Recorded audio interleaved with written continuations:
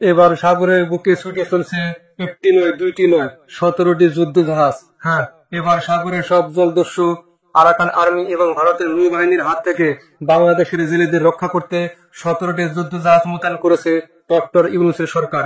আমরা মাঝে মাঝে শুনি আরাকান আর্মি ও ভারতের নৌবাহিনী বাংলাদেশের জলসীমায় এসে জেলেদের ধরে নিয়ে যায়। এবার সাগরের এইসব অপরাধ বন্ধ করতে 17টি যুদ্ধ জাহাজ মোতায়েন করা হয়েছে।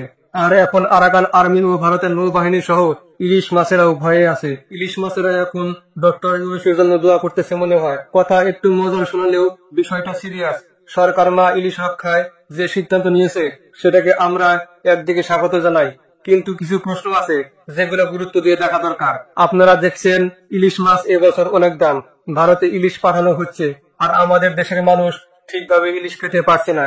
ইলিশের প্রজনন ব্যবস্থা আছে, কখন মাছ ধরা যাবে কখন ধরা যাবে না এসব নিয়ম আছে। ঠিক আছে, সরকারের এই উদ্যোগকে একদিকে আমরা সাধুবাদ জানাই, কিন্তু পরে যা দেখা গেল তা একটু আশ্চর্যের।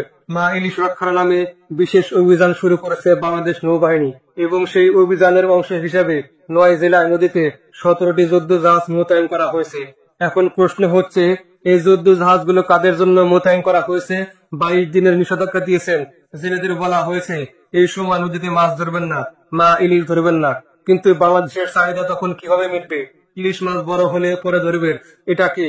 কিন্তু বাস্তবে কিভাবে চলবে সেটাই বড় বিষয়। সরকার বলছে যে যদি কেউ ইলিশ আহরণ, পরিবহন বা বিপণন এ জড়িত থাকে তাদের বিরুদ্ধে নৌবাহিনী ব্যবস্থা নেবে, আর এজন্য 17টি যুদ্ধ জাহাজ। আমার প্রশ্ন হলো, সেন্ট মার্টিন থেকে প্রতিদিন মিয়ানমারের আরাকান আর্মি কিছু লোক ধরে নিয়ে যাচ্ছে, এবারে যে 2-4 জন করে এমন ঘটনা ঘটছে, এবং শুনেছি প্রায় 100 জন আরাকান আর্মির হাতে আটক রয়েছে। এরা সবাই সাধারণ জেলে। তো ওই জেলেদের রক্ষায় নৌবাহিনী কি কোনো ব্যবস্থা নিয়েছে? নৌবাহিনী, সেনাবাহিনী, বিমান বাহিনী এসবই তো সরকারের আওতায়। ইলিশ রক্ষার জন্য ব্যবস্থা নেওয়া খারাপ না, কিন্তু যেখানে জেলেদের গভীর সমুদ্রে গেলে সেখান থেকে তাদের ধরে নিয়ে যাচ্ছে, সেখানে কি কার্যকর পদক্ষেপ দেখানো হয়েছে? আমি সেটা দেখিনি। মানুষ অনেকেই হাসছে, কারণ 17টি যুদ্ধ জাহাজ ইলিশ রক্ষায় মোতায়েন করা হয়েছে, কিন্তু যেখানে ট্রলার জব্দ হয়, জেলেদের মারধর হয়, সেখানে যথেষ্ট সুরক্ষা নেই। ইলিশ রক্ষায় যে ব্যবস্থা নেওয়া হয়েছে তার মধ্যে প্রশ্ন হচ্ছে, জেলেদের রক্ষায় কি করা হয়েছে?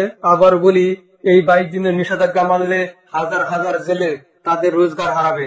আপনারা ভাবুন, পেটে ভাত না থাকলে মানুষ কিভাবে থাকবে? লুটপাট, চুরি সবই বেড়ে যাবে। তাই যারা সাধারণ মানুষ তাদের বিরত রাখতে হলে পুনর্বাসন ব্যবস্থা দরকার। উদাহরণস্বরূপ, ওই 22 দিনের জন্য জেলেদের তালিকা করে সরকারিভাবে মাসিক ভাতা ও অনুদান দেওয়া দরকার। বলা যেতে পারে, তোমাদের 22 দিন বা 1 মাসের জন্য আর্থিক সহায়তা দেওয়া হলো, তোমরা ঘরে থেকো, বাচ্চাদের সঙ্গে সময় কাটাও। এইভাবে বিকল্প ব্যবস্থা দিলে মানুষ সহায়তা করবে, না হলে ওই মানুষ তো নদীতে নেমেই যাবে। এখানে আরো একটা অসঙ্গতি হলো, এই অপারেশনের জন্য 17টি যুদ্ধ জাহাজ আনা হয়েছে, অথচ নর্মালি কোস্ট গার্ড বা ছোট ধরনের নৌযান দিয়ে টহলদারি করা যেত। টহল বাড়ালেই স্থানীয় ভাবে মনিটরিং করলে ইলিশ রক্ষার কাজ হতো। তাহলে 17টি যুদ্ধ জাহাজ কেন? যুদ্ধ জাহাজ সাধারণত শত্রুর বিরুদ্ধে ব্যবহৃত হয়। আমাদের দেশের যুদ্ধ জাহাজ কি একজন ছেলেকে ধরে আনার জন্য ব্যবহার করা উচিত? এটা মানুষের মধ্যে হাসির কারণ হয়ে দাঁড়িয়েছে। আরেকটি বড় দিক, সেন্ট মার্টিন এবং নাগনদীর আশপাশ থেকে অপহরণের ঘটনা চলছে, সেখানে এখন পর্যন্ত সরাসরি কার্যকর পদক্ষেপ দেখিনি। ইলিশ রক্ষায় বড় সরবল, কিন্তু জেলেদের সুরক্ষা কোথায়? মানুষ মনে করে সিদ্ধান্ত নেওয়ার ক্ষেত্রে আরো বিচক্ষণতা থাকা উচিত। আমি বারবার বলছি, ইলিশ রক্ষা ভালো উদ্যোগ, কিন্তু যখন আপনি জেলেদের জীবিকা সরাসরি বাধা দিচ্ছেন, তখন অবশ্যই তাদের পাশে দাঁড়াতে হবে। তালিকা করে এই জেলেদের 22 দিনের জন্য আর্থিক সহায়তা, খাদ্য, নিরাপত্তা, বিকল্প কর্ম এসব দিতে হবে।